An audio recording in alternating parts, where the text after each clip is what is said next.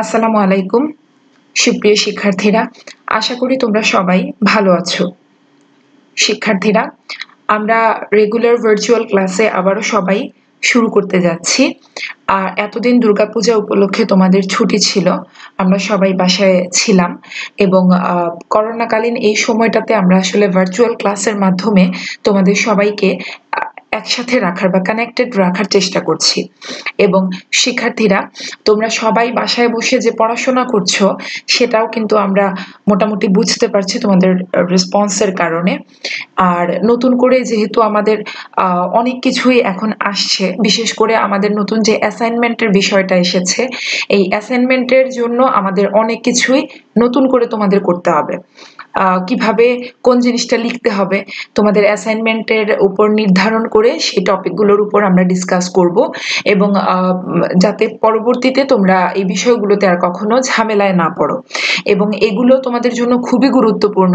আসলে এই বন্ধের টাইমটা বা এই যে আমরা ক্লাস করছি না স্কুলে, এই সময়টাতে বাসায় বসে তোমরা যদি অ্যাটলিস্ট রাইটিং স্কিলটা ডেভেলপ করতে পারো, তাহলে কিন্তু তোমাদের অনেকটা কাজ কিন্তু এগিয়ে যাবে। ইন ফিউচার তোমাদের কোনো রাইটিং স্কিলে প্রবলেম হবে না আশা করি। তো শিক্ষার্থীরা, আজকে আমি যে তোমাদের জন্য যে টপিকটা নিয়ে এসেছি মূলত সেটি হচ্ছে যে কিভাবে তোমরা একটি প্যারাগ্রাফ বা বাংলায় আমরা যেটাকে বলি ভাব সম্প্রসারণ লিখতে পারো। ইংলিশে আমরা আসলে যখনই প্যারাগ্রাফ বা অন্য কোনো টপিকের কথা বলি, যে স্টোরি রাইটিং বা ডায়লগ রাইটিং যখনই আমরা বলি, তখনই আসলে আমরা সবাই ঘাবড়ে যাই, কারণ বিষয়গুলো হচ্ছে এমন ইস্যুতে তৈরি যে আমাদের সবকিছুই কিন্তু মেমোরাইজ করতে হয়। আমরা মূলত প্যারাগ্রাফ মুখস্থ করি বা একটা ডায়লগ তোমাদের সিলেবাসে যেগুলো থাকে সেগুলো তোমরা মুখস্থ করে ফেলো। তোমাদের দোষ দিয়ে লাভ নেই, কারণ এগুলো আমরাও এভাবে মুখস্থ করেছি, শিখেছি। এখন বুঝতে পারি আসলে মুখস্থ থেকে লিখতে তখন যদি আসলে টেকনিকগুলো ভালো করে বুঝতাম, হয়তো বা আমরা নিজেরাই লিখতে পারতাম। তো যেটা হয়েছে সেটা হচ্ছে যে একটা প্যারাগ্রাফ আমরা কিভাবে লিখতে পারি বাসায় বসে, আমরা সেটা যদি কয়েকদিন প্র্যাকটিস করি তাহলে ইজিলি যে কোনো টপিকের উপর আমরা কিন্তু লিখতে পারবো। তো আজকের আমরা দেখে নেব যে কিভাবে আমরা একটা প্যারাগ্রাফ লিখতে পারি বা কি কি টপিকস মূলত আমাকে বিষয়গুলো রুলসগুলো ফলো করতে হয়। তো চলো, যদিও আমার আজকের টপিকটা অনেক ছোট, বাট তোমাদের জন্য অনেক হেল্পফুল হবে আশা করি, বাট বুঝতে হবে। Let's go with the topic and rules. So আমরা সাম রুলসে চলে যাব। এখানে অনেকগুলো রুলস আমি দিচ্ছি, বাট প্রথম থেকে আমি ডিসকাস করি। যেমন প্রথমে যে আমি নিয়মটা বলেছি সেটা হচ্ছে রিলেভেন্ট ওয়ার্ডস। রিলেভেন্ট মানে হচ্ছে কি প্রাসঙ্গিক কথাবার্তা, অর্থাৎ তুমি যে প্যারাগ্রাফটা লিখবে সেটি প্রাসঙ্গিক হতে হবে। তোমাকে বলা হলো বাস স্ট্যান্ড, কিন্তু তুমি বর্ণনা দিচ্ছ রেলওয়ে স্টেশনের, এটা কিন্তু হবে না। হ্যাঁ, রেলওয়ে স্টেশন এবং বাস স্ট্যান্ডের মধ্যে অবশ্যই মিল আছে, স্টেশন থাকে দুটোরই, এবং একটাতে গাড়ি আসা যাওয়া করে, একটাতে ট্রেন আসা যাওয়া করে। এবং তোমার যেরকম রেলওয়ে স্টেশনে অনেক লম্বা কিউইতে দাঁড়িয়ে তোমাকে টিকিট কালেক্ট করতে হয়, বাস স্ট্যান্ডেও কিন্তু অনেকটা সিমিলার, তুমি লম্বা কিউইতে দাঁড়িয়ে টিকিট কালেক্ট করবে। তবে রেলওয়ে স্টেশন বিভিন্ন স্টপেজে যেরকম থামে, বাসও কিন্তু স্টপেজে থামে, তবে খুবই অল্প। যেমন ঢাকা যদি তুমি যেতে চাও, সেক্ষেত্রে কিন্তু তোমার জাস্ট আমরা দেখেছি যে উজানভাটিতে গিয়ে প্রত্যেকটা বাস কিন্তু স্টপ হয়, এবং পরবর্তী অংশটুকু তোমার আবার একদম ঢাকায় গিয়ে। কিন্তু তুমি রেলওয়ে স্টেশন দিয়ে যদি যাও, ট্রেনের মাধ্যমে যাও, তাহলে সেক্ষেত্রে তুমি বিভিন্ন স্টেশনগুলা থেকে মানুষ আপ অ্যান্ড ডাউন হয়, যেটা বাসের ক্ষেত্রে আমরা দেখি না। বাসে কিন্তু আপ ডাউনটা খুবই কম। টপিক কিন্তু মূলত পাশাপাশি, বাট রিলেভেন্ট হচ্ছে একটা ট্রেনের ক্ষেত্রে, একটা বাসের ক্ষেত্রে। তো তোমাকে এটা মাথায় রাখতে হবে যে আমি যখন বাস স্ট্যান্ড নিয়ে লিখছি, তখন আমি বাস স্ট্যান্ড রিলেটেড কথাবার্তা লিখবো। ট্রেন যখন লিখছি, তখন ট্রেন রিলেটেড যেসব ঘটনা আমরা দেখি সেগুলো লিখবো। এটা হচ্ছে রিলেভেন্ট ওয়ার্ডস। অথবা তোমাকে বলা হচ্ছে যে তুমি ট্রি প্লান্টেশনের উপর লিখো, কিন্তু তুমি কি করলে, তুমি এনভায়রনমেন্ট পলিউশনের উপর লিখে ফেললে বা এনভায়রনমেন্ট পলিউশন রিলেটেড কথাবার্তাগুলো নিয়ে আসলে, সেক্ষেত্রে কিন্তু তোমার রিলেভেন্ট ওয়ার্ড হলো না। তোমাকে বলা হচ্ছে একটা টপিক, তুমি ওই টপিক থেকে সরে গিয়ে অন্য বিষয়গুলো নিয়ে বা সাধারণ কথাবার্তা বলছো, জাস্ট ভূমিকামূলক কথাবার্তা বলছো, এই রিলেটেড যেসব কথা আসতে পারে সেগুলো তুমি বলছো না, সেক্ষেত্রে কিন্তু তোমার এই টপিকটা অ্যাপ্রোপ্রিয়েট হবে না। না। সো তোমাকে মাথায় রাখতে হবে প্রাসঙ্গিক কথাবার্তাটা প্যারাগ্রাফের কিন্তু মূল লক্ষ্য, সেখানে অবশ্যই প্রসঙ্গটা মাথায় রাখতে হবে। সেকেন্ড যে টপিকটা সেটা হচ্ছে ইজি ল্যাঙ্গুয়েজ। আমরা অনেকেই ভেবে থাকি যে ল্যাঙ্গুয়েজ যত বেশি টাফ হবে বা হার্ড হবে আমার হয়তো প্যারাগ্রাফের মার্কিং সিস্টেমটা অনেক বেড়ে যাবে। আসলে এটা ভুল। কখনোই এই কাজটি করা যাবে না যে আমি একটা হার্ড ওয়ার্ড ভোকাবুলারি ইউজ করি বা আমার ল্যাঙ্গুয়েজটা একটু কঠিন হোক তাহলে আমার জন্য মার্ক পাওয়াটা ইজিয়ার হয়ে যাবে। এটা কিন্তু সম্পূর্ণ ভুল এবং রং কনসেপশন। তো এই কনসেপশন থেকে তোমাদেরকে বেরিয়ে আসতে হবে। মূলত তুমি ইজি ল্যাঙ্গুয়েজ ইউজ করবে, অর্থাৎ একদম সহজ যে ভাষাগুলো ব্যবহার করে আমরা প্যারাগ্রাফটাতে বুঝাতে পারবো সেই ভাষাটাই ব্যবহার করব।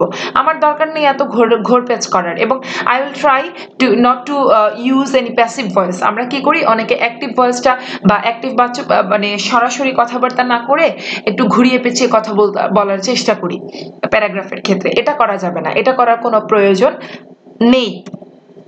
3 নাম্বার হচ্ছে লিমিটেড ওয়ার্ডস। আমি কিন্তু যতটুকু আমার প্রয়োজন আমি ততটুকুই বলবো। আমার হয়তো একটা প্যারাগ্রাফ লিখতে 100 শব্দের বেশি বা 150 শব্দ পর্যন্ত লাগতে পারে, তো আমি 150 শব্দের ভেতরেই চেষ্টা করব শেষ করার। আমি সেখানে চেষ্টা করব যেন 180 ওয়ার্ডে না যায়, 150-এর উপরে আমি 160 পর্যন্ত চলে যেতে পারি, অনেক সময় আমাদের এরকম হয়। কিন্তু আমার চেষ্টা করব যেন সেটা আর না বাড়ে। বা আমাকে বলা হচ্ছে 200 শব্দের ভেতরে এই টপিকটা লিখতে, আমি 200 শব্দের ভেতরেই লিখবো, বা এর থেকে আমি 5টা বা 10টা ওয়ার্ড একটু বেশি লিখতে পারি, বাট এর থেকে বেশি যাওয়া যাবে না। কারণ আমি যে ভার্চুয়াল ক্লাস থেকে যে পরীক্ষাগুলো হলো, তোমাদের যে পরীক্ষাগুলো আমরা নিলাম, সেখানে দেখলাম যে প্যারাগ্রাফগুলো আছে, যেমন খুব সম্ভবত আমি একটা টি স্টল প্যারাগ্রাফ দিয়েছিলাম, এবং তারা কি করলো, স্টুডেন্টরা কি করলো, আরেকটা টপিক ছিল আমার এই মুহূর্তে মনে পড়ছে না, মনে হয় ট্রি প্ল্যান্টেশন, হ্যাঁ ট্রি প্ল্যান্টেশনের উপর প্যারাগ্রাফ দেওয়া হলো। তো ট্রি প্ল্যান্টেশনে তুমি লিখবে, এখন তুমি এমন লেখা লিখেছো যে মানে আমার বিরক্ত লেগে গেছে, বিকজ তুমি একটা রচনার মতো লিখে ফেলেছো, কম্পোজিশন টাইপ। ওয়াই?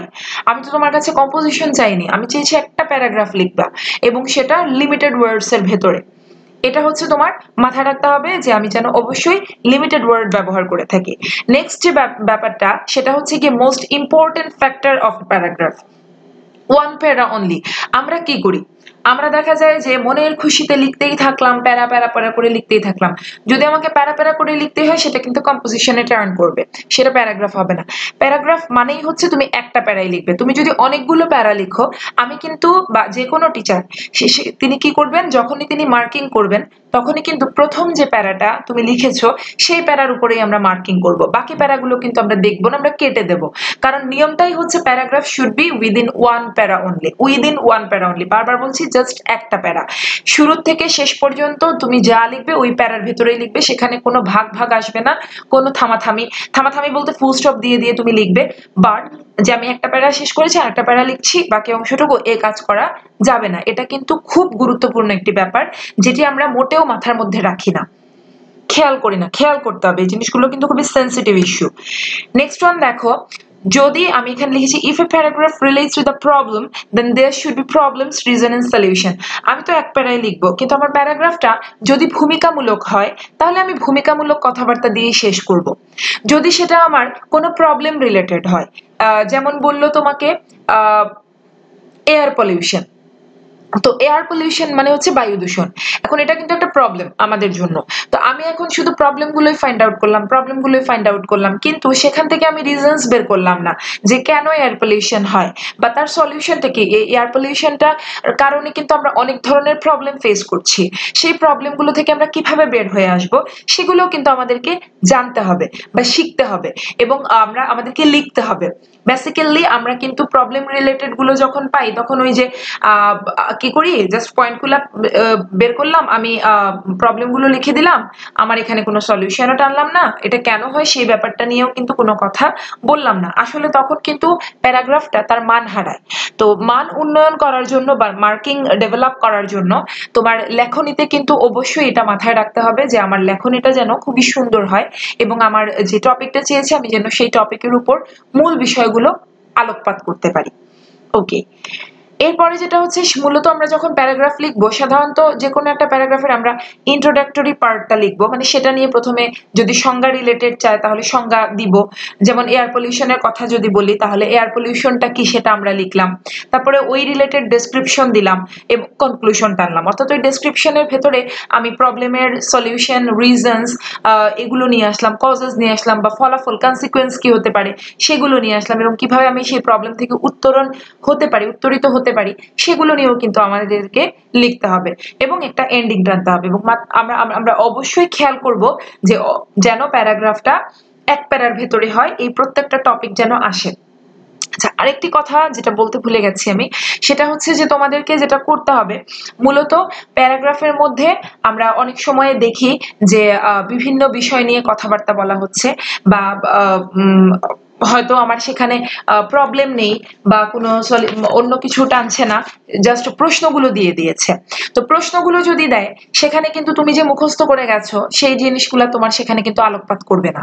তোমাকে যে প্রশ্নগুলো দিবে সেই প্রশ্নের আলোকেই কিন্তু তোমাকে প্যারাগ্রাফটা কমপ্লিট করতে হবে, এবং তুমি এর বাইরে বাকি এক্সট্রা কথাবার্তাগুলো যেগুলো ধরো তোমার শেখা আছে সেগুলো না আনাটাই ভালো, যেহেতু তোমাকে মূলত হিন্টগুলো দিয়ে দিয়েছে। তো সেক্ষেত্রে চেষ্টা করবে যেন প্যারাগ্রাফটা অবশ্যই আমি আমার প্রশ্নোত্তর অনুযায়ী দিতে পারি। কিন্তু হ্যাঁ, অনেকে আবার করো কি, প্রশ্নগুলো দেখেছি উত্তরগুলো করে ফেলি, করে তোমরা একটা প্যারাগ্রাফ লিখে ফেলে, এটা কিন্তু হলো না। তুমি অবশ্যই প্রশ্নগুলোর আলোকে তুমি প্যারাগ্রাফটা লিখবে, কিন্তু যে আমি প্রশ্ন পেয়েছি উত্তরগুলো ঠিক মতো দিয়ে দিই, এটা কিন্তু করা যাবে না। তো মূলত একটা প্যারাগ্রাফ লিখতে গিয়ে তোমাকে টেন্সটা মাথায় রাখতে হবে, যে আমার যেন টেন্সে কোনো ভুল না হয়, ভোকাবুলারিতে যেন কোনো সমস্যা না হয়, আমি যেন ওয়ার্ডগুলো ভালোভাবে অর্গানাইজ করতে পারি, সেন্টেন্স মেকিং এ যেন ভুল না হয়, আমি যে টেন্সটা ফলো করব, মূলত প্যারাগ্রাফটা প্রেজেন্ট টেন্সেই ডিপেন্ড করে। তো প্রেজেন্ট টেন্সটা যে ফলো করব সেই প্রেজেন্ট টেন্সটা যেন আমার ঠিকঠাক হয়, রুলটা যেন মেনটেন করে, স্পেলিং মিস্টেক যেন না হয়। আমরা কিন্তু প্রচুর পরিমাণে স্পেলিং মিস্টেক করি, এই স্পেলিং মিস্টেক যেন না হয় সেটা তোমাদেরকে দয়া করে খেয়াল রাখতে হবে। তো আমি আমি মূলত আজকে এই টপিকটা নিয়ে তোমাদের সাথে আলোচনা করেছি, কারণ তোমাদের অ্যাসাইনমেন্ট যেগুলো আসবে সেই অ্যাসাইনমেন্টে হয়তো বা থাকবে যে একটা প্যারাগ্রাফ কি করে লিখতে হয়, বা তোমাদেরকে একটা প্যারাগ্রাফের টপিক দিয়ে দিবে, তখন তোমাদেরকে লিখতে হবে। তো তুমি সেখান থেকে প্রথমে ব্রেইনস্টর্মিং করবে যে ওই প্যারাগ্রাফে আমি কি কি লিখতে পারি, আমার কোন কোন বিষয়গুলো আসতে পারে সেগুলো নিয়ে ব্রেইনস্টর্মিং করে ফেলবে, নিজে নিজে চিন্তা করবে এবং টপিকগুলো জাস্ট মনে মনে সাজিয়ে ফেলবে, এবং তারপরে ওই অনুযায়ী তুমি প্যারাগ্রাফটা লিখে ফেলবে। তাহলে দেখবে তোমার প্যারাগ্রাফটা অনেক সুন্দর হয়েছে, এবং out of 10 you can get 8 or 9 যদি তোমার সবকিছু ঠিকঠাক থাকে। আর যদি তুমি এগুলোর মধ্যে কোনো টপিক মিস করে ফেলো বা ঠিক মতো লিখতে পারো না, সেক্ষেত্রে তো তোমাকে অবশ্যই নাম্বার লেস করে দেওয়া হবে। তাই ভালো করে যেরকম পড়বে সেরকম লিখবে। আর আমি আমি তোমাদেরকে একটা অ্যাডভাইস দেবো, সেটা হচ্ছে যে প্লিজ তোমরা দয়া করে তোমরা কখনোই চেষ্টা করবে যে মুখস্থ না করার, কারণ মুখস্থের সাথে আসলে আমাদের মিলে না, অনেক কিছু আমরা মনে রাখতে পারি না, ভুল করে ফেলি। আরেকটা ইম্পর্টেন্ট কথা, সেটা হচ্ছে যে আমরা যেটা করি, আমরা বিভিন্ন জায়গায় দেখতে পাই যে একটা প্যারাগ্রাফ শিখলে আরো 15টা প্যারাগ্রাফ লেখা যায়, বা আরো 30টা প্যারাগ্রাফের মতো লেখা যায়। এই কাজটা করা যাবে না, এই কাজটা টোটালি করা যাবে না।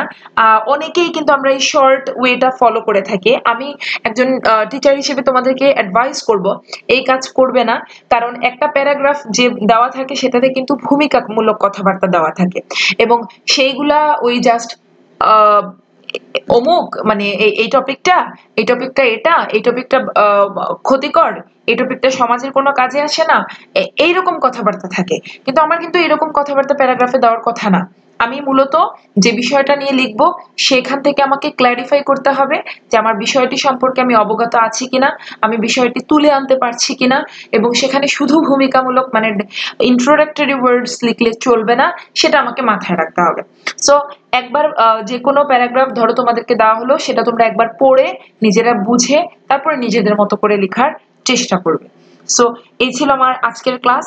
সবাই ভালো থেকো, সুস্থ থেকো, এবং চেষ্টা করো বাসায় বসে প্রচুর পরিমাণে নিজের থেকে লেখার। আর যে তো যেটা করবে সেটা হচ্ছে গিয়ে বাসায় বসে অবশ্যই পড়াশোনাটা করবে, না হলে কিন্তু তোমাদের অনেক প্রবলেম ফেস করতে হবে। এখন আমাদের সময়টা অনেক ক্রিটিক্যাল একটা টাইমিং, সো এই ক্রিটিক্যাল টাইমিং এ আমরা সবাই ভালো থাকার চেষ্টা করব, সুস্থ থাকার চেষ্টা করব। সবাইকে থ্যাংক ইউ। আল্লাহ হাফেজ।